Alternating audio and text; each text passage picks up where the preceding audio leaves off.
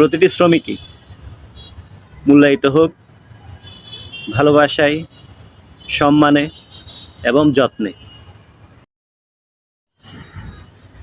পহেলা মে আসলে আমরা শ্রমিকদের নিয়ে তো অনেক কথা বলি।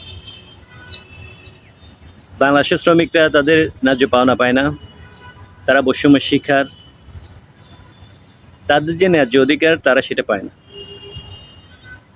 কিন্তু আমরা কি কখনো ভেবে দেখেছি আমাদের ঘরে যে একজন শ্রমিক আছে তার অধিকারটুকু আমরা কতটুকু দিয়েছি, তার পাওনাটুকু আমরা কতটুকু দিয়েছি, সে কি বৈষম্যের শিকার কিনা ধারণা করতে পারেন?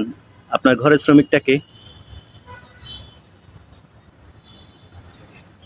আপনার ঘরে যে শ্রমিকটা আছে সেটা আপনার কি খেয়াল রাখে, আপনার সন্তানদেরকে খেয়াল রাখে, আপনার ঘরটাকে খেয়াল রাখে, আপনার বাবা মাকে খেয়াল রাখে, আপনার আত্মীয় স্বজন সবাইকে খেয়াল রাখে।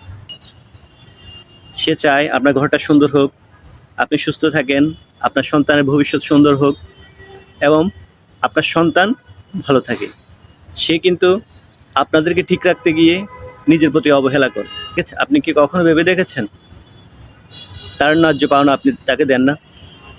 তাকে কি কখনো আপনি ন্যায্য পাওনা দিয়েছেন, নাকি তার সাথে বৈষম্য করেছেন? ভেবে দেখেছেন কখনো? সে যদি কখনো মজুরি না চায় তাহলে আপনাকে তার ন্যায্য পাওনা দিতে হবে। তার ন্যায্য পাওনা হচ্ছে আপনি তাকে সম্মান দিবেন, আপনি তাকে ভালোবাসবেন, আপনি তাকে যত্ন দিবেন। প্রতিটি ঘরে প্রতিটি শ্রমিকই মূল্যায়িত হোক ভালোবাসায়, সম্মানে এবং যত্নে।